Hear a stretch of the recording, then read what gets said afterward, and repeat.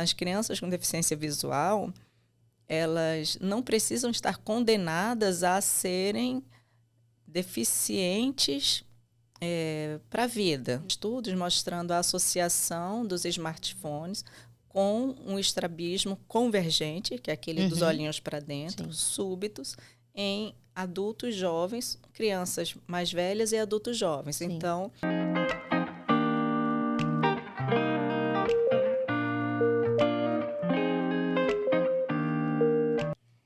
Será que você, mãe, sabe como cuidar da saúde ocular do seu filho? Hoje a Voz das Mães Especial é com a doutora Diana Danda, que ela é membro da Sociedade Brasileira de Oftalmologia Pediátrica, especialista em estrabismo e oftalmopediatria, pela Unifesp e Fundação Altino Ventura. E eu já quero começar agradecendo a nossa parceira, a iCenter Unique, que é referência em saúde ocular, especialista na prevenção, no diagnóstico e no tratamento de doenças oculares. Doutora Diana, quero te agradecer por você topar participar, contar um pouco mais sobre o seu trabalho, sobre a oftalmologia, ajudar essas mães que têm tantas dúvidas, tanta falta de informação. E eu já queria começar te perguntando quais são os riscos do uso excessivo das telas. eu agradeço muito o convite. Para mim é um prazer imenso estar aqui.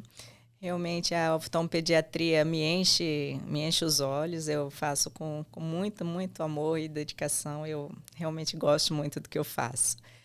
O uso das telas é uma das coisas que mais tem chamado a atenção dos pais, né, das escolas, dos pediatras, porque realmente todas as crianças, quase todas, estão, de certa forma, bem conectadas às telas, não é? Seja no celular, seja no tablet. Televisão, por incrível que pareça, cada vez menos. Né? Eles estão cada vez mais buscando as telinhas e não só a questão oftalmológica é impactada com essa questão, mas o desenvolvimento social, neurológico, cognitivo das crianças também podem ser muito afetados com a questão das telas. Às vezes, o pai de uma criança muito pequenininha pergunta: doutora, faz mal ela olhar para a tela? Eu disse: olha, de forma moderada, esporádica, nenhum mal. Tudo que é feito com moderação não tem mal algum. Mas, passado bastante tempo nas telas ou um tempo inapropriado para a idade, isso aí vai trazer mal, sim. Duas coisas são importantes. Não exagerar no tempo. Eu vou dizer mais ou menos o tempo recomendado pela Sociedade Brasileira de Oftalmologia. Não demorar muito, né, em relação ao tempo e nem aproximar tanto. Quanto mais próxima a tela estiver dos olhos, maior é o prejuízo visual para essas crianças. E quais seriam esses prejuízos? Em termos de alterações visuais, tem-se observado que as crianças dessa geração, principalmente de 2000 em diante, elas têm se tornado mais míopes do que as crianças.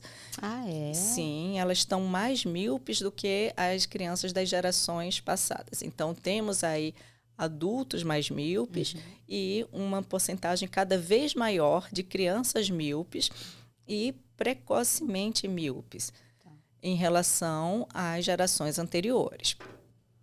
Então, o aumento tanto da incidência quanto do grau da miopia está relacionado ao uso excessivo da visão de perto. Isso serve tanto para leitura quanto para o uso das telas. Só que as crianças passam muito mais tempo nas telas do que lendo no livro. Com certeza. Então, estudos já mostravam, estudos da década de 70, 80, já mostravam que as sociedades onde se tinha uma maior escolaridade, ou seja, que os indivíduos, as crianças estudadas, passavam mais tempo lendo, estudando, elas eram mais míopes do que as com menor escolaridade. Crianças que vivem nas cidades, nas grandes cidades, ou seja, em ambientes menores, mais apertados, onde tudo é muito mais próximo, elas são mais míopes do que quem vive no campo. Então, disso já se sabia, tá? Então, não é para estudar, é para ler, sempre fazendo pausas no excesso da visão de perto e também nunca trazendo o objeto tão perto dos olhos. Tá?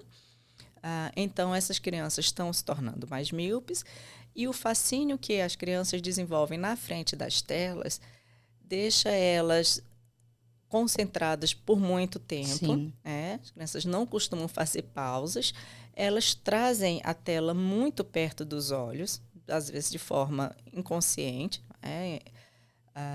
Você pede para afastar, pouco depois elas já estão aproximando mais. Né?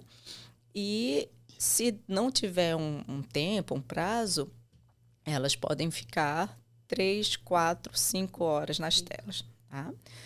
A miopia é a principal preocupação em relação à oftalmologia, mas como eu faço estrabismo também... Eu ia te perguntar exatamente isso, se isso pode agravar. Sim. Ou pode nascer um estrabismo por causa das telas? Já existem estudos mostrando a associação dos smartphones com um estrabismo convergente, que é aquele dos olhinhos para dentro, súbitos, em adultos jovens, crianças mais velhas e adultos jovens. Sim. Então, eram crianças ou adolescentes que nunca tiveram nenhum tipo de estrabismo e em determinada idade, 14, 15, 19, 20 anos, começaram a apresentar um estrabismo súbito. E como elas sentiram isso? Começam a ver duplo.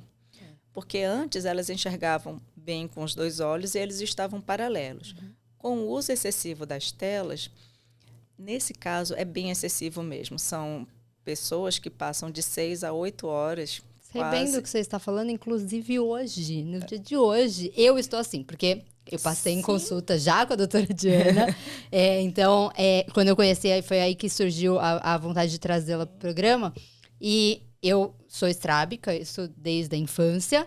E a gente viu, né, que é um grau leve, levinho, né? De estrabismo, Só que, por exemplo, hoje eu fiquei ali 4 horas no computador escrevendo, que eu tava escrevendo livro, e escrevendo. E aí eu falei pro Robson agora à tarde, falei, cara, eu tô vendo tudo embaçado, eu já tô vendo tudo duplicado, porque se eu fico muitas horas no computador, eu sinto exatamente isso. A vista, ela cansa. Meu óculos já tá sendo feito. Então, providencia ele. Sim. É isso. Então, o excesso da visão de perto pode descompensar um estrabismo que a maioria das pessoas consegue controlar, mas tem algumas que a musculatura entra em fadiga mesmo e o músculo daqui vai ficando mais forte, o olho entra e não consegue voltar. No começo é alguma coisa intermitente. Às vezes tem, às vezes não tem. A queixa do paciente, a história é assim, eles nunca chegam, começou ontem. Começou sem entender mais ou menos o que estava acontecendo, porque no final do dia eu começava a ver uma imagem parecendo um fantasma, uma aqui, outra ali, distorcida. E mesmo usando óculos, o paciente achava que tinha alguma coisa estranha.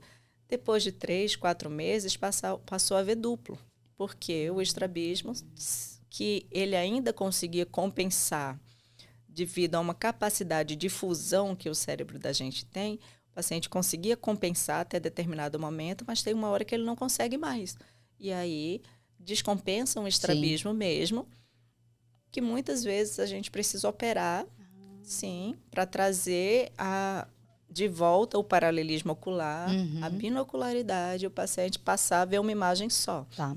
Agora me tira uma dúvida, por exemplo, eu tenho essa noção, então hoje foi um dia que eu fiquei 4 horas direto, mas não é uma coisa que acontece sempre, então eu saio um pouco, fico um pouco, saio um pouco do computador e tal. Mas para as crianças que a gente não tem, elas não sabem, né? Como lidar com isso na frente das telas? Isso. Então, em relação ao tempo, o que é que se determina? Que até 2 anos evitar ao máximo as telas. Os pais perguntam, mas se eu precisar 20 minutos lavar os pratos, deixar na frente da televisão, isso vai fazer mal? Não, isso não. O que não dá é para deixar uma criança de 6 meses, 1 ano, 2 horas na frente da televisão, enquanto os pais estão trabalhando. Infelizmente, não dá. Tanto para visão quanto para o desenvolvimento cognitivo das crianças. Essas 2 horas teriam que ser aproveitadas de outra forma, tá? E não tendo informações de forma passiva. A criança, nessa idade, até os 2 anos de idade, faz uma quantidade imensa de sinapses, de desenvolvimento da motilidade tanto ocular quanto da motricidade como um todo, da habilidade fina, da habilidade grosseira. Então, é uma idade que a criança não tem que ficar na frente de tela. Sim. Tá? Então, Agora até me 2 tira anos, uma dúvida. O pai que quer fazer a criança dormir, assim, o pai mesmo, sabe? Certo. Não que tenha acontecido isso na minha casa. tudo bem. Mas, por exemplo, tô fazendo o Vinícius dormir e aí o Robson tem TDAH. Ele fala, cara, não me coloca num quarto fechado. Eu vou fazer ele dormir, eu vou fazer do meu jeito. Certo. Colocava o Vini no carrinho, ficava balançando, só que na frente da televisão. E eu era neurótica de falar, não quero na frente da TV. Até o dia que eu falei, tudo bem, prefiro que você faça ele dormir. O Vini dorme assim? Dorme. Ele vai ficar vidrado na frente da televisão ou é uma coisa que tá ali andando no carrinho e tá chegando? Naquela época era só andando no carrinho. Porque eu tenho amigas que falavam assim, não quero que nem olhe. Se você estiver virada, não é nem pra virar. Então não precisa ser o excesso, né? Isso, não precisa ter esse pavor, tá? Não vai queimar retina, não vai fazer nada que seja um mal grandíssimo, definitivo para a criança, tá? Não é um pecado você deixar a criança olhar uma televisão por um tempinho. Isso não tem problema. Tá? Mas, assim, a criança, ela com 6 meses, ela só fica no carro se tiver com um tablet na frente durante o nosso percurso até tal local. Ela só anda se for com um tablet no carro. Não. Aí a gente evita esse tipo de coisa, tá? Isso aí que não é legal. A criança com 4 meses, 1 ano e meio, o tempo que eu estou esperando para uma consulta, eu estou botando lá o vídeo para ela assistir da galinha, de alguma coisa, para ela ficar vendo, para ela não ficar chorando o tempo todo. Tem que ter outra forma de distração da criança. Coloca no colo, leva um chocalho, leva um brinquedo. O celular, realmente, ele é muito atrativo. Tudo que tem ali é muito hipnotizante para as crianças. Sim. E é muito convidativo mesmo, tanto para os pais quanto para as crianças, oferecer. Mas assim ela se acalma. Sim. Eu sei. Nem sempre o certo é o mais fácil. Geralmente não é. Geralmente o certo sempre é mais difícil. Eu acho que em tudo na vida, né? Para a gente perder peso, a gente tem que fazer exercício, tem que fazer, né, dieta. Nunca é ficar se balançando numa rede. Claro. Infelizmente, a natureza é assim, nada vem de graça. Então, até 2 anos, evitar a tela ao máximo. De 2 a 6 anos, até 1 hora por dia de tela. Se possível, não ficar 1 hora direto. Fazer intervalos. Fica 15 minutos, vai fazer outra coisa. Assiste mais um episódio aqui de mais 15 minutos. Aqui no dia, contabilize 2 horas.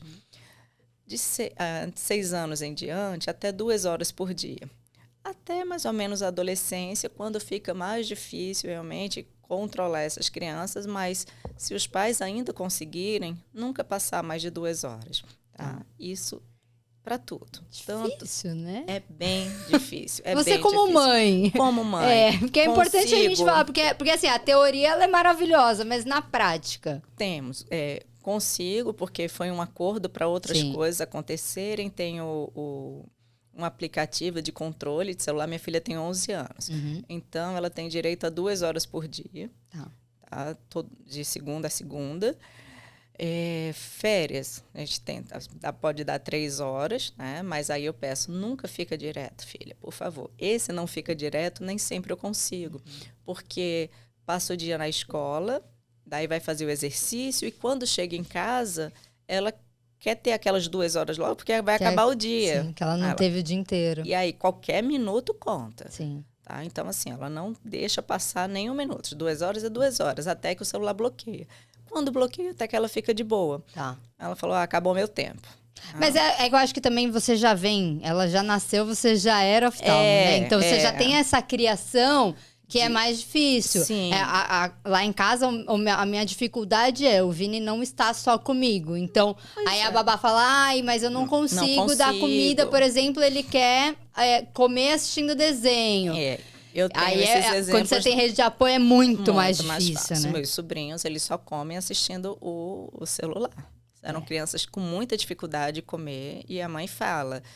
Só dá se for assim. O Senão meu eu não aconteceu consigo. isso hoje. Eu brinco que eu falo assim, de final de semana, cara, eu sento com ele na mesa, eu faço prato pra mim e pra ele. Todo sábado no café da manhã é isso. É meu café da manhã e o dele. É livrinho em cima da mesa, é boneco e tal. Que eu falo, pelo menos no sábado e no domingo, não vai comer assistindo televisão, cara. Eu Tenta outra tento. forma. Lógico que, tem dia que eu já tô exausta, tô cansada e Claro. acontece. Mas Vai tem acontecer, dia que é gente. muito difícil, Vai né? acontecer.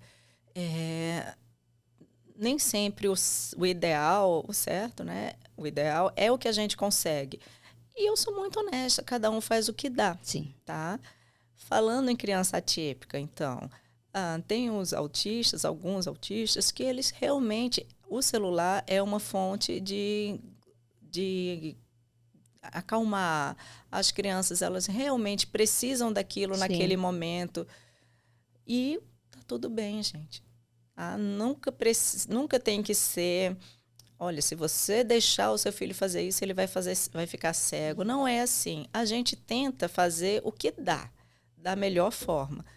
Nem sempre vai dar, não é em toda família que vai dar. E quando não der, tudo bem. Você tenta fazer de algum acordo. Não foram 2 horas, foram 3, ok. Em vez de passar 4 horas, vamos tentar para 3, e aí a gente vai conversando. Não tem nenhum problema se a criança... ela está lá na sala do consultório esperando. Não é ideal ficar na sala do oftalmologista esperando, porque isso influencia no exame. Mas uma consulta de pediatra, que a gente sabe que demora pra caramba. Gente, vai esperar lá 45 minutos, 1 hora. Vai ficar um tempo no Sim. celular. Naquele dia passou um pouco. Tudo Reduz bem. no outro dia. Mas você acha que os pais têm essa consciência do quanto essa mal. parte de telas, a visão é importante no aprendizado também das crianças? Eu acho que eles estão cada vez mais dando importância a isso. Muitos pais até gostam, falam, na nossa época não tinha nada disso. É verdade. Meu irmão nunca teve atendimento e só descobriu que não enxergava de um olho com 18 anos. Né? Então, quando eles sabem que existe uma especialidade que tem uma atenção direcionada para a criança, que o exame da criança não é igual ao exame do adulto, que tem uma série de recursos que a gente pode fazer para trazer um diagnóstico oftalmológico. E aí, principalmente quando existe alguma alteração, eles falam, nossa, que bom que a gente veio. E eu super valorizo isso. Ainda não é uma coisa super difundida. Às vezes, eu atendo criança de 8 anos que nunca fez um exame. E alguns pais falam, eu nem sabia que tinha que fazer. Então, era esse próximo tópico, porque assim, até hoje, com 2 anos do Vini, nenhum médico falou pra mim assim, você precisa ir no oftalmo com o Vini.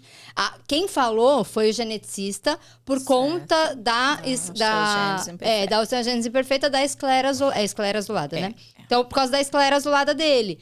Que particularmente, que foi o que eu falei no consultório. Eu tenho a minha esclera azulada a minha vida inteira e nenhum médico, nenhum oftalmo até hoje conseguiu me explicar o que poderia ser. E eu falava assim, cara, mas eu acho que eu sinto dor, eu não sei o que é, o que pode ser e tal. E eu perguntei pra vários. Então, eu acho que... você acha que essa falta de informação também vem dos pediatras de encaminharem os pais? Alguns sim. A Sociedade Brasileira de Pediatria a gente tem feito uma parceria, oftalmopediatria, cada vez mais próxima para instruir os pediatras da importância do exame nos primeiros anos de vida. Então, eu tenho visto duas frentes. Uma dos pediatras que estão começando a entender que sim, a criança precisa fazer o exame oftalmológico nos primeiros anos de vida, das escolas que pedem em algumas escolas, eles pedem um exame oftalmológico por volta de 4 anos. E a maioria tem pedido quando a criança vai para o primeiro ano, que é por volta dos 6 anos. Tá. Eles pedem audiometria e exame oftalmológico. Isso é tão importante, né? É muito importante, porque impacta no aprendizado da criança. Sim. Porque tem muita criança que fala que não quer ir para a escola e tal, e a gente vai ver por causa de algum problema oftalmológico lá na frente. Ou é mesmo a audiometria não está indo bem na escola, porque não está ouvindo bem, porque não está enxergando bem. Então, tem algumas questões que antigamente falavam, a criança é desinteressada, ou a criança não consegue aprender, mas na verdade ele não estava enxergando, coitadinho. É. Né? Você acha que precisa ter mais trocas entre os profissionais? Por exemplo, na maternidade atípica a gente vê que são muitos profissionais, né? São muitos médicos. E eu acho que às vezes eles não conversam um com os outros. Por exemplo, o geneticista fala, olha, não, você tem que procurar tais médicos. Como que você vê esse núcleo, né? Sim, integrar, né, a medicina ficou cada vez mais especializada. Né? A gente, dentro da oftalmologia, a gente tem várias subespecialidades. E dentro da oftalmologia pediátrica, a gente ainda tem várias subespecialidades. Você tem cirurgião, um oftalmologista pediátrico que faz a catarata da criança. Tem outro que faz o glaucoma da criança. Tem outro que faz o estrabismo. Olha, que interessante. Tem outro que faz a parte de reabilitação visual. Então, a medicina está cada vez mais segregada, o que, por um lado, é muito bom, porque eu acho que para você ser realmente muito bom tecnicamente, quanto mais especializado você for, mais capacitado você vai estar para agir naquele foco. Eu acho muito difícil ser bom em várias frentes, principalmente se for uma questão técnica. Tudo que é técnico precisa de tempo, né? Você tem que ter tempo tanto para estudo quanto para você praticar. Isso serve para um jogador de basquete que precisa arremessar milhões de vezes até realmente conseguir aquela habilidade. Minha filha faz patinação, então ela treina pra caramba. A gente vê a evolução e não tem como ela chegar no B se ela não tiver um A bem feito. Sim. Então, voltando para a oftalmologia, a gente precisa realmente de uma técnica muito boa e isso requer tempo. Então, tem um geneticista muito bom naquela área, mas o geneticista ele não consegue saber parte renal tão bem quanto um nefrologista pediátrico que inúmeras doenças com base genética têm alterações renais. Então, o geneticista não consegue tratar a questão renal, cardiológica, óssea. E aí a gente precisa dessa integração na medicina, tá? Em qualquer área. Na área da pediatria, então, nem se fala, porque são múltiplos problemas, né? Várias vezes a criança tem múltiplos problemas e precisa de várias subespecialidades, né? De uma equipe multidisciplinar mesmo. O pediatra, o outro pediatra que é especializado em alguma coisa, como o cardiologista pediátrico, né? Aí tem a fono, a terapia ocupacional, o psicólogo. E eles precisam estar ali sempre conversando para entender. O ideal é sempre ter essa troca. Sempre ter uma troca. É o profissional se mostrar disponível. Olha, qualquer problema, pode falar para o seu pediatra me ligar. Sim. Pode falar. Eu acho que, inclusive, a gente bate muito em médico aqui. Mas não é por mal, mas é porque, assim, entendo, a gente fala que... Mas eu gosto de dar o outro lado, inclusive, é uma abertura que a gente está trazendo agora. Os profissionais também para falarem sobre...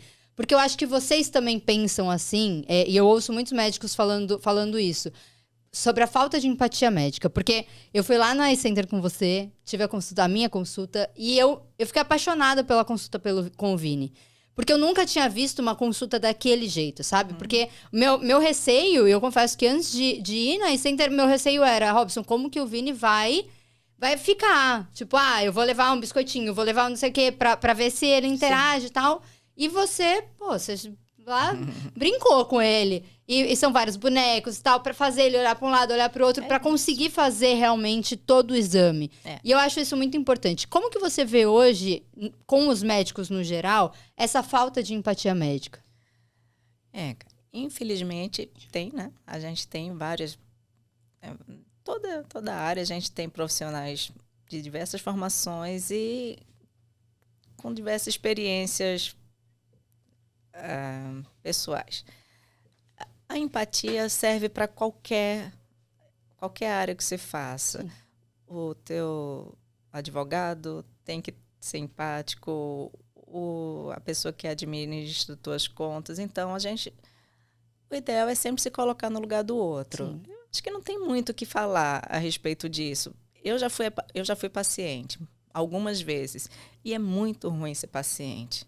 Tá? Mesmo sabendo que eu conheço aquela pessoa que vai me atender, tá? Na véspera eu fico ansiosa.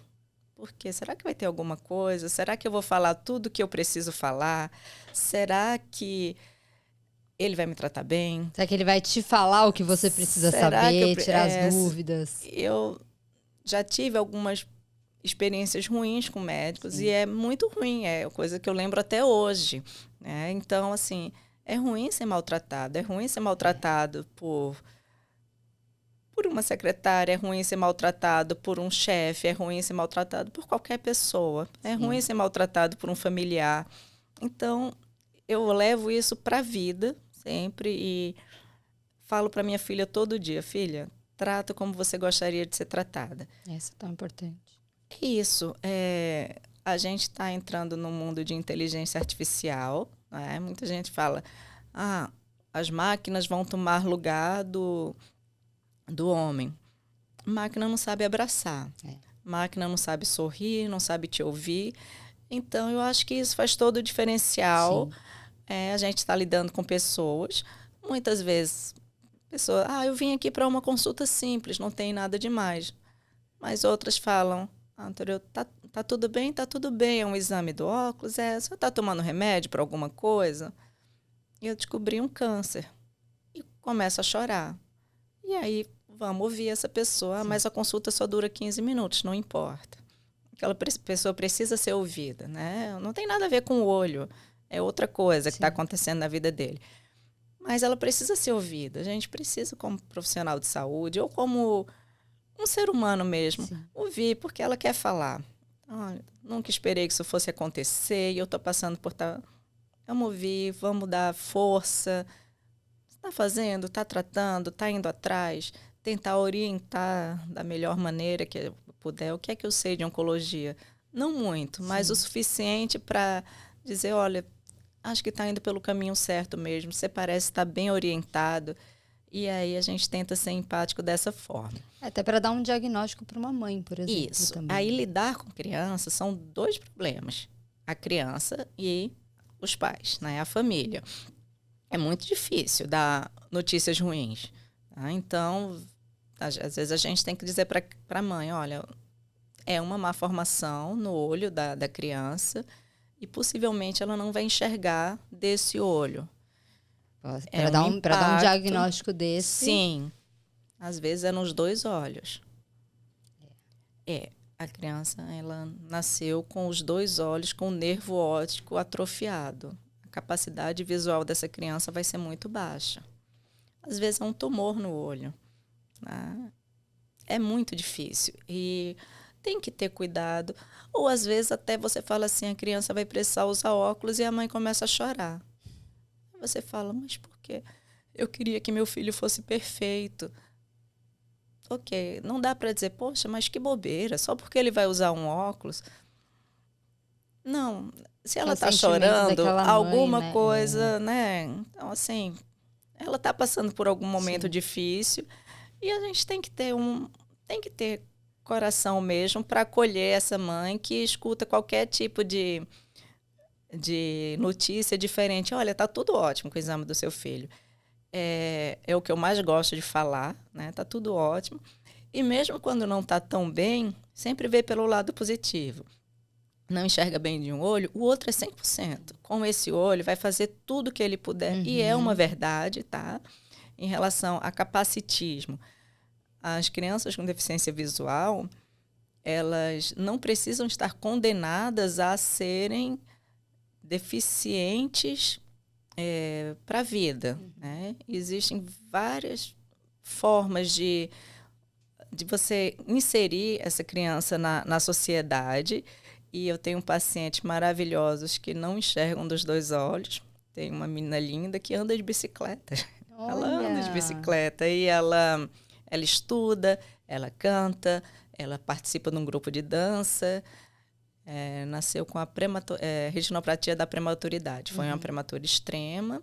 Ela teve descolamento da retina bilateral. Infelizmente, não deu para recuperar a visão dessa criança quando ela nasceu. Chegou para mim, já tinha uma certa idade, mas é uma menina linda que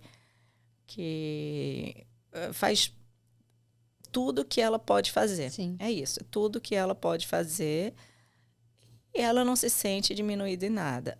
A gente não quer, né, que uma criança tenha nenhuma dificuldade visual, mas nem tudo está nas nossas mãos. Sim. E quando acontece, a gente tem que buscar tanto o melhor tratamento, a reabilitação em alguns casos, e inserir essa criança da melhor forma possível na sociedade. Nunca, coitadinha, é uma deficiente. Não, é uma pessoa que tem um desafio maior, Sim. mas que não está fadada a viver dependendo de outra pessoa.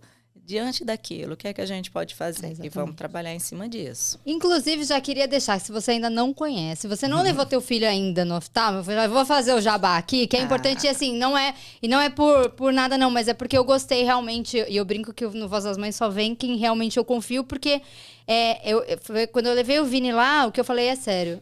Quando eu levei o Vini lá, eu tive uma experiência muito boa. E aí a gente brinca que quem dá doce pro filho a gente ama. Não tão doce assim, mas a gente ama. Mas é isso. Eu acho que você tratou ele de uma forma tão... E eu também, mas ele de uma forma tão incrível. Então, se você quiser oftalmo, entra já no site da Eye Center Unique. Tem o telefone, a gente vou pedir para a produção deixar tudo aqui embaixinho para você ir lá e marcar sua consulta, que eu tenho certeza que você vai ter atendimento incrível. Vamos falar sobre o que aconteceu com o Thiago Leifert? Que eu acho que o Thiago Leifert, eles foram, né, para mim foi um ponto muito importante, que foi justamente quando eu descobri a gestação do Vini, tudo que estava acontecendo, e foi um empurrão também que me deu para começar a falar mais sobre isso. Sim. Como que foi para vocês receberem a notícia e o quanto impactou isso na área da oftalmologia? Eu acho que foi um casal muito generoso, uma vez que eles resolveram alertar outras famílias, não é? A Dayana e o Thiago, né, são, assim, eu acho que são pessoas que fizeram muita diferença na vida de muitas outras crianças e de outros pais também. Eles falaram, se a gente puder alertar esses pais e puder tratar uma criança por causa do nosso alerta, isso aqui já está valendo. Exatamente. Foi um diagnóstico de retinoblastoma, não é? Que é o tumor oftalmológico mais comum na infância, disparadamente o mais comum. É muito raro de acontecer. Eu nunca tinha ouvido falar. Muita gente nunca tinha ouvido falar de retinoblastoma, inclusive médicos, né? Nunca ouviram falar de retinoblastoma, o que é um impacto para mim, porque eu achei que fosse uma coisa de conhecimento, assim, de vasto conhecimento, mas aí quando a gente vê exposto na mídia e tanta repercussão e tanta gente me perguntando no consultório, familiares perguntando, mas o que, amigos? Deu um boom de pacientes, crianças indo para fazer os exames? Deu sim. Crianças que nunca tinham ido no oftalmologista, ou pais bem mais preocupados que sempre iam e... Ai, doutora, mas será que a gente viu, mas será que não dá para ver de novo? Uma dos sinais do retinoblastoma é quando sai um reflexo alterado na foto. O que acontece? A retina, vou até mostrar aqui nesse globo. Aqui é um protótipo de um olho, né? Essa é a primeira camada do olho, que é a córnea. Tirando a córnea, a gente vê essa parte aqui colorida, que é a íris, e a bolinha do meio é a pupila. Essa parte daqui é a parte anterior do olho. Tá? Atrás da pupila, a gente tem aquela lente que um dia vai virar catarata, que é o cristalino. Ele fica aqui e um dia, quando a pessoa fica mais velha, esse cristalino, que é transparente, ele vai ficar mais amarelado, mais opaco, e possivelmente vai ser preciso uma cirurgia para tirar o cristalino e substituir por uma lente. Aqui dentro do olho, como se fosse um tapete cobrindo toda a parte posterior do olho, está a retina. E aqui o nervo óptico. Então, a retina, ela tem esse aspecto alaranjado mesmo, vermelho alaranjado. Quando a luz bate, principalmente a luz de foto, a gente vê um reflexo vermelho, que seria normal. Se existe alguma coisa entre a pupila e a retina que impeça da luz entrar de forma adequada, a gente pode ver um reflexo mais alterado. O retinoblastoma é um tumor que vai crescer nas células da retina e ele tem um aspecto esbranquiçado. Ele cresce aqui como se fosse uma bola aqui dentro, branca, que quando a luz bate, em vez de pegar na retina laranja, vermelha, vai bater nessa bola branca. E aí fala, opa, tá estranho isso aqui. Nem sempre reflexo na foto alterado é retinoblastoma ou é um problema do olho, tá, gente? Muitas e muitas e muitas vezes é só a posição que a criança estava em relação à foto. Mas, na dúvida, é sempre bom avaliar. Assim, toda semana eu recebo paciente com história, assim, com os pais mostrando, a foto aqui veio com reflexo alterado. E aí não é nada. Que bom, não é nada. Mas a gente tem a obrigação de examinar a criança e ver a visão, ver se tem alguma alteração do segmento anterior, que é essa primeira etapa que eu falei aqui, e depois dilata a pupila para ver a retina, ver a parte posterior do olho. Então, lá o retinoblastoma da filhinha do Tiago Leifert foi descoberto um pouco tarde e eles ficaram super espantados por, assim, como que ninguém nunca falou, como que a gente não percebeu. Foi um impacto muito grande para a família e vamos correr para tratar agora, porque existem vários problemas com retinoblastoma. O primeiro é que ele pode matar. É um tumor muito agressivo que pode sair do olho e dar metástase para o resto do corpo. Ele dá metástase através do nervo óptico. Essa parte aqui que sai do olho, ela vai se comunicar com o cérebro. E aí ele infiltra aqui para trás, entra na corrente sanguínea e pode se espalhar para o resto do corpo. Então, a primeira urgência no tratamento é preservar a vida. A segunda é preservar o olho. Às vezes o tumor infiltrou de tal forma o olho que não dá para preservar. E aí precisa fazer uma cirurgia para retirada do olho. Em terceiro é preservar a visão. Dependendo do tamanho do tumor e da localização, dá para diminuir com tratamentos. Tá? Pode ser quimioterapia, laser, braquiterapia. Tem vários tratamentos específicos para o retinoblastoma. Então, você primeiro tenta diminuir o tamanho do tumor e, se der, preserva a visão. Tá? Então, a urgência no tratamento do retinoblastoma é que, infelizmente, é um tumor que pode levar a criança a óbito, né? Muito agressivo. Ele pode ser unilateral ou bilateral, tá? E quanto mais cedo o diagnóstico, melhor. O que é que a gente pode fazer para tentar... Assim, não dá para prevenir o retinoblastoma, não é? Se tiver de acontecer, ele vai acontecer, mesmo você tendo ido na consulta do oftalmologista.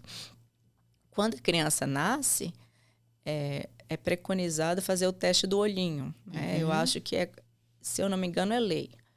Toda maternidade tem que fazer o teste do olhinho, a criança já sai de lá com o teste feito, geralmente é pelo pediatra, e muitas vezes o pediatra, na dúvida, encaminha para o oftalmologista, manda reflexo vermelho duvidoso, e a gente refaz o exame. Mas o pediatra pode conseguir não ver essa parte? Pode. E geralmente eles mandam, não consegui reflexo. Eu prefiro 1000 vezes receber um encaminhamento de reflexo vermelho duvidoso e tá tudo normal, do que não receber assim, eu acho que tá normal, não consegui ver muito bem. Pode ser o que pode ter acontecido com eles. Não. nem sempre o retinoblastoma está presente ao nascimento. Ah, tá. Era isso que eu ia falar. Pode vir depois. Às vezes o teste do olhinho está tudo normal e a criança desenvolver nos primeiros 12 meses de vida. O maior índice da idade é até os 2 anos. Tá? Pode acontecer em crianças maiores? Pode. Mas 18 meses, 12 a 18 meses, é onde se vê a maior faixa etária do aparecimento do retinoblastoma.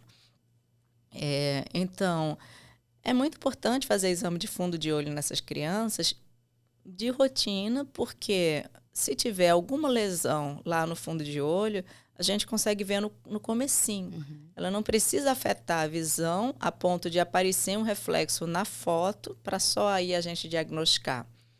Quando o reflexo já está na foto, às vezes é um pouco tarde. Tá. Às vezes está muito gritante. Então, os sinais de alerta, se a criança, assim, se existe alguma suspeita, eu acho que isso é um sinal de alerta para qualquer distúrbio visual. Por um acaso, a criança começa com um tremorzinho nos olhos, que é um nistagmo. O nistagmo acontece porque a criança não está enxergando bem, não está conseguindo focar. E aí, aquela falta de foco faz com que o olho ele não tenha uma fixação e aí começa o olhinho a mexer. Tá? Estrabismo.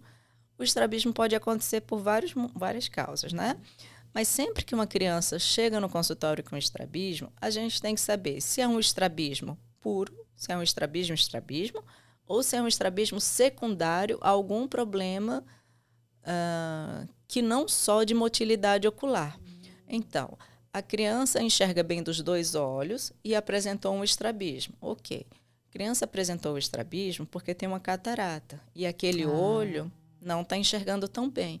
Quando um olho enxerga bem e o outro não, a tendência é perder o paralelismo ocular.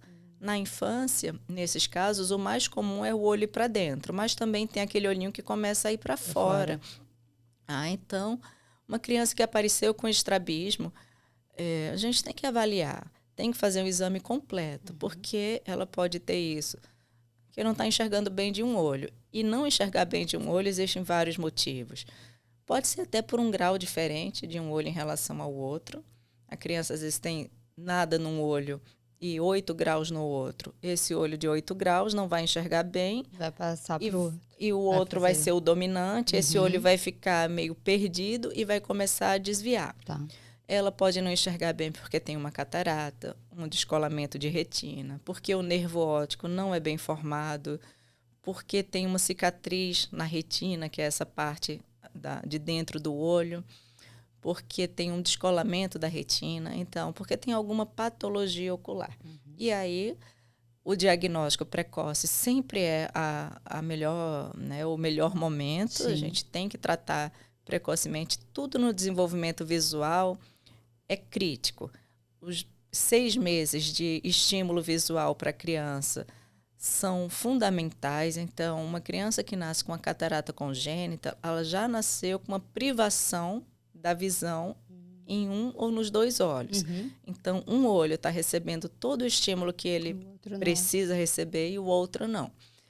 Se isso acontece depois dos 2 anos, esses 2 olhos eles passaram 2 anos sendo bem estimulados. Se acontece nos primeiros meses de vida, é um período muito crítico para o desenvolvimento visual. Entendi. Então, quanto mais precoce o acometimento visual por qualquer patologia, maior o impacto visual que essa criança vai ter no futuro, que esse olho vai ter.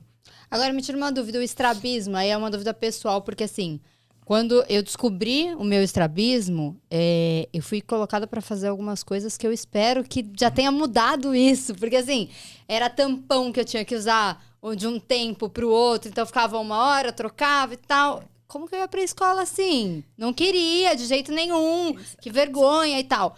O tratamento hoje em dia, ele tá se atualizando para não acontecer isso? Como que tá essa parte? Existem vários tipos de estrabismo, várias causas para o estrabismo. E várias formas de tratamento também. Primeiro de tudo, é uma consulta oftalmológica completa. A criança enxerga bem dos 2 olhos? É um estrabismo convergente para dentro? É um estrabismo para fora? De repente, um olho sobe, o outro não? A criança faz alguma posição de cabeça? Então, a idade é importante, o tipo de estrabismo é muito importante, a acuidade visual, a capacidade visual da criança é muito importante. E isso vai fazer toda a diferença no tratamento. Exercício cura estrabismo? Geralmente não, tá? Os exercícios, eles são mais indicados para aquelas crianças que apresentam um estrabismo do tipo divergente, que é aquele que o olhinho vai para fora, e que nem sempre ele acontece o tempo todo. É o estrabismo divergente intermitente. É um estrabismo muito, muito, muito comum. É aquela criança que está olhando distraída e de repente um olho sai, né? E geralmente enxerga bem dos dois olhos. E os pais falam, olha, é só quando está com sono, ou de vez em quando coça, e aí quando tira a mão do olho, um olho está para fora, mas depois ela junta. E a gente tem que saber, está muito frequente? Só acontece de vez em quando? Ou, é muito de vez em quando. Então, não, está acontecendo cada vez mais. E aí, para esse tipo de estrabismo, existe uma indicação cirúrgica. Mas quando? Depende. Se a criança ainda for muito pequena, abaixo de 4 anos, o estrabismo ele está ali aparecendo, mas ainda não tem a necessidade de operar, os pais não querem operar, ou a criança tem algum problema clínico que não tem indicação de cirurgia, a gente pode indicar os exercícios ortóticos, né, que é aquele juntar a bolinha, colocar um patinho na caixinha. E são exercícios cansativos, muitas vezes. A criança tem que ir 1 ou 2 vezes por semana em algum local.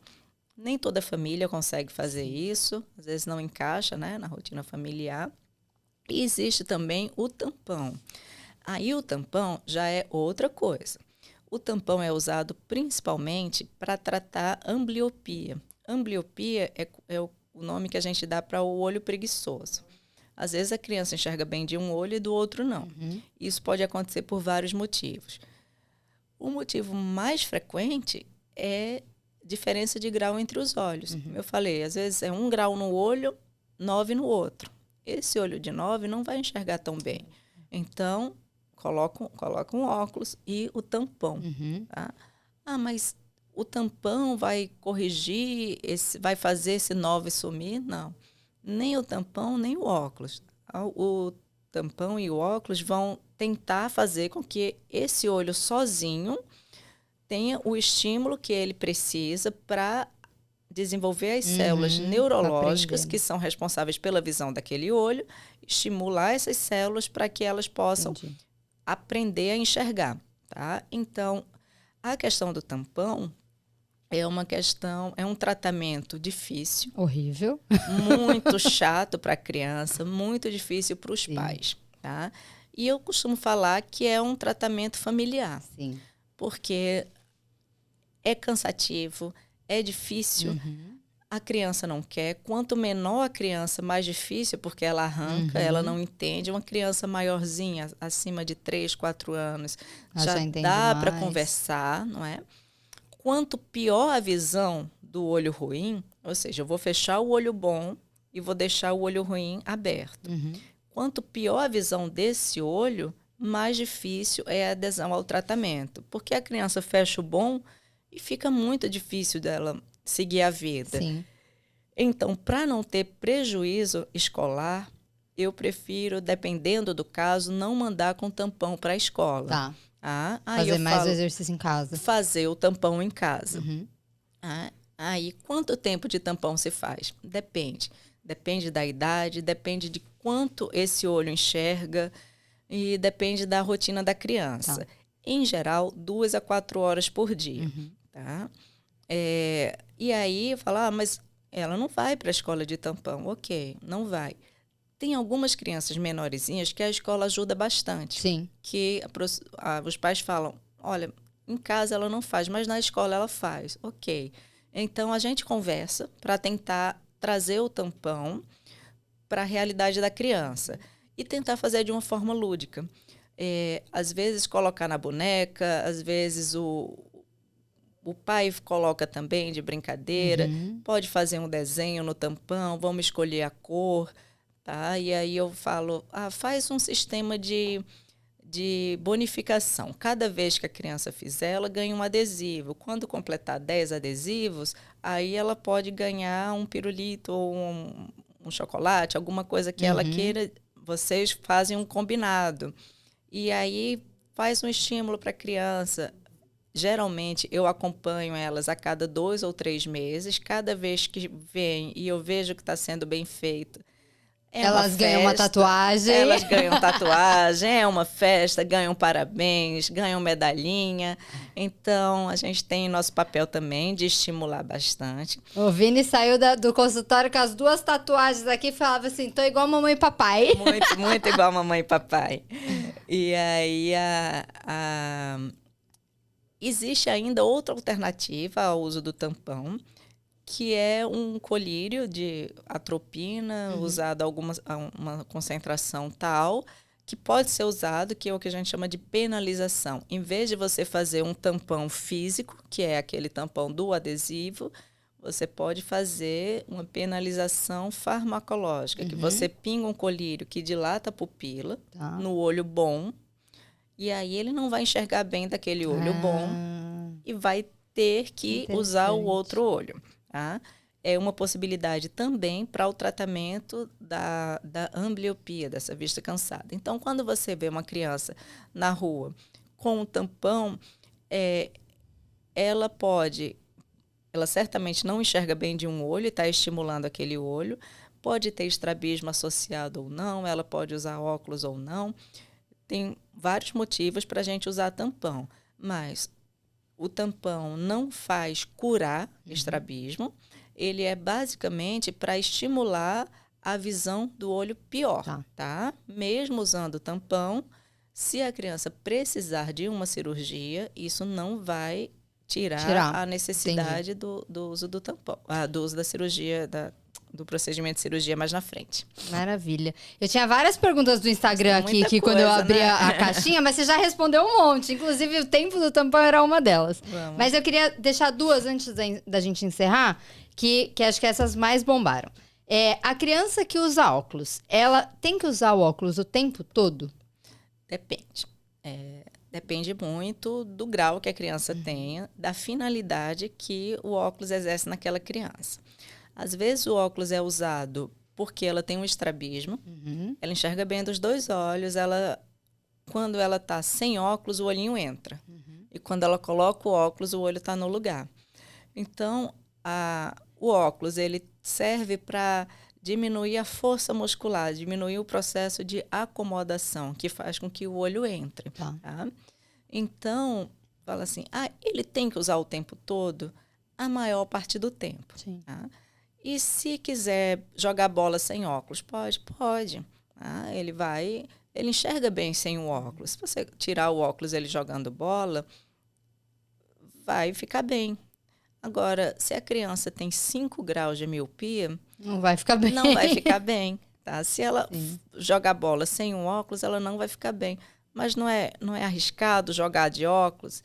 Às vezes, sim. A gente recomenda óculos com mais, assim, que seja de um material mais resistente. Existem crianças que fazem esportes, né, variados, então cada vez mais tem armações próprias para determinados esportes, inclusive para natação. Existe óculos de natação com grau. Que interessante, não sabia. Óculos que prende aqui todinho no rosto para não ter risco de cair. Então a criança faz jiu-jitsu. Jiu-jitsu é tudo de pertinho, então ela não tem essa necessidade visual tão grande. Posso tirar quando estiver no jiu-jitsu? Em geral, sim. Mas existe aquela criancinha que tem 13 graus de miopia. Tudo um depende, né? Tudo um depende, tá? Então, para essa criança, ela não vai deixar de fazer o esporte que ela quer por uma limitação visual. A gente vai dar um jeito de trazer um óculos para a realidade dessa criança. Tá? Então, para cada uma, mesmo eu não sabendo, eu vou pesquisar. Vamos tentar uma alternativa para esse caso.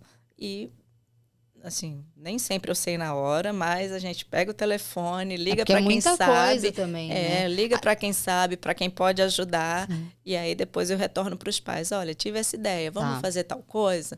E até aproveitando esse gancho, que é uma outra pergunta, a criança que usa óculos desde pequenininho, o grau, ele pode diminuir para tirar o óculos? Que eu acho que isso é muita expectativa dos pais, né? De não precisar. Porque assim, eu imagino... Eu não sei como que é eu criar um filho com óculos. Sim. Mas eu imagino que vai ser difícil ali. Você ter que ficar toda hora pedindo para colocar o óculos. Que a criança também não quer usar. Às vezes na escola tem algum bullying. Olha... Óculos para criança, eu só prescrevo quando ela realmente precisa.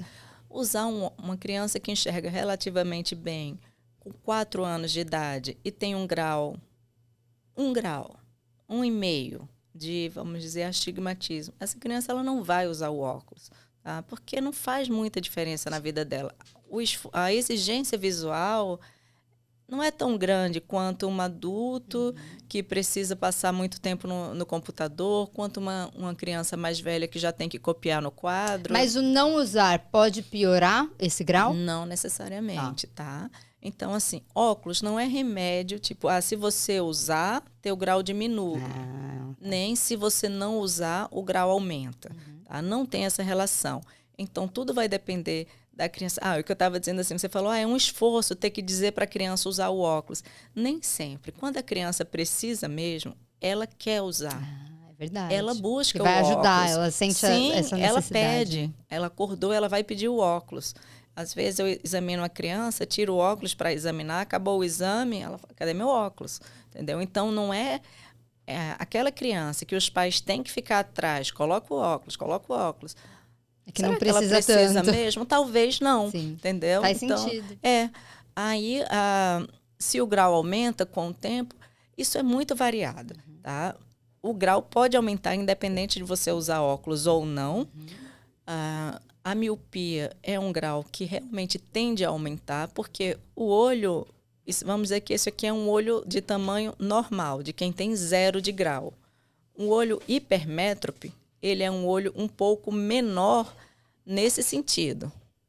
Aqui, porque o olho é menorzinho, assim, uma bolinha menor? Não, ele da frente para trás é um olho menor.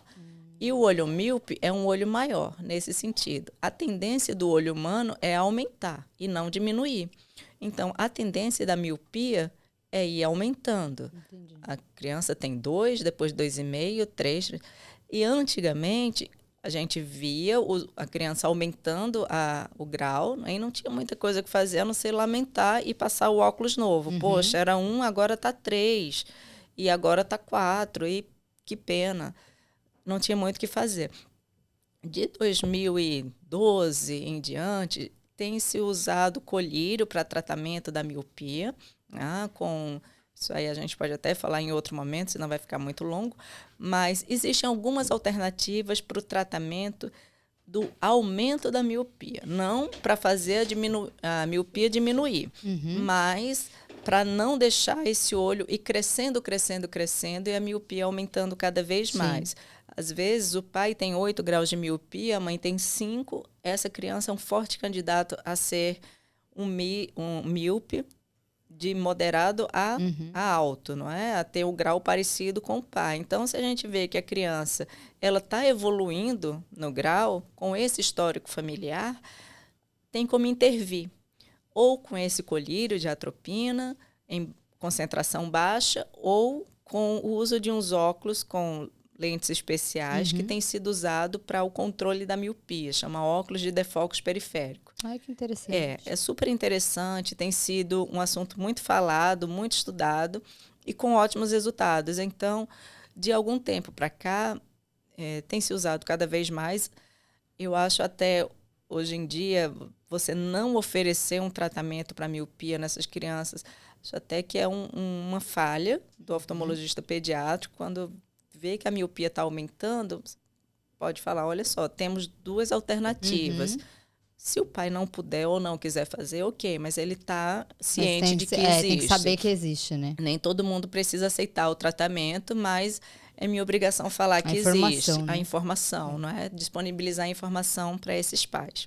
Gente, eu acho que tem horas aqui de programa, viu? Por mim, eu acho que você volta, hein? Eu acho que você volta, que a gente vai abrir mais que a gente pergunta para responder um monte. Eu volto com o maior prazer. Ai, que bom. Antes de deixar a sua mensagem, queria dizer para você já marcar sua consulta com seu filho, com a doutora Diana, que você não vai se arrepender. Então, tá aqui o site, telefone, para você marcar certinho lá na iCenter Unique. E eu queria, antes de te agradecer, que você deixasse uma mensagem para as mães atípicas. Oi, mães.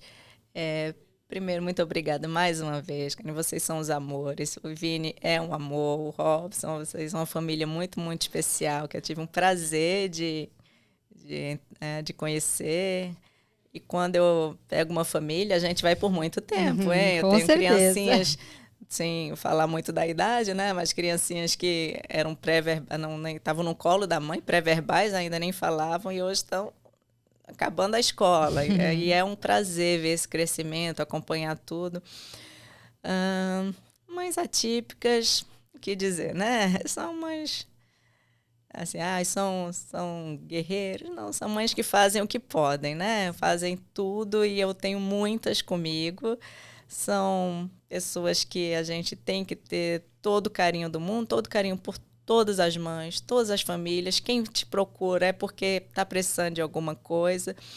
Então, todo mundo merece carinho e atenção. As mães atípicas, mais ainda, porque a vida não é fácil, a falta de empatia realmente é muito grande. Mas acho que as coisas estão mudando e vamos em frente. Contem sempre comigo para tudo. Eu tenho um carinho enorme, tenho mães atípicas na família e não é fácil, mas existe uma corrente, né? Hoje a gente está se ajudando cada vez mais. E o termo atípico é tão vasto, porque existem crianças típicas, mas atípicas ao mesmo tempo, né? Cada um tem sua particularidade. Então, não é porque não existe uma síndrome, um diagnóstico, que não tenham seus desafios, né? Eu acho que a maternidade, na minha opinião, é o maior desafio que eu já enfrentei na vida. Não teve faculdade, vestibular, concurso, nada que fosse mais desafiador do que a maternidade, seja ela como for. E é isso, a gente está sempre junto, né? Acho que uma mãe ajuda a outra. Segurando mulher, todos os pratinhos. Todos os pratinhos, a gente se ajuda sempre, sempre, sempre. O estar do lado é fundamental, e receber um abraço, né? Num dia difícil, faz toda a diferença. Com certeza. E antes da gente encerrar, já vou falar, não adianta ir no meu Instagram pra ver que eu sou estrábica não, tá? Eu tenho certeza que a galera vai começar a olhar, porque isso é um bullying. Tem que parar com isso urgentemente. Parar com isso. O adulto estrábico, realmente, assim, a criança estrábica sofre. O adulto estrábico, ele sofre 10 vezes mais, porque ele passou por toda a infância. Exatamente. E ele carrega esse estigma do estrabismo como um fardo tão grande na vida dele. E assim, eu decidi fazer estrabismo porque o paciente mais satisfeito que eu tive na vida, quando eu fazia residência, foi um paciente estrábico que com 50 anos operou, era um professor, e quando ele se viu não mais estrábico, ele chorava no consultório e ele falava: vocês não sabem a diferença que fizeram na minha vida. Então, eu nunca vou esquecer dele. E realmente é muito prazeroso você poder intervir na vida dessas pessoas de uma maneira tão marcante. Com certeza. Corrigir o estrabismo de um adulto, de uma criança é prazeroso, mas de um adulto, gente... É melhor ainda. Nossa, Parabéns pelo teu trabalho, obrigada, mais uma vez. Você é incrível como Vocês médica. De verdade. Obrigada, viu? E é Eu isso. que agradeço. Até Obrigada, o próximo. gente. Doutora Diana vai voltar, tá? Vou. Tchau, tchau. Beijo.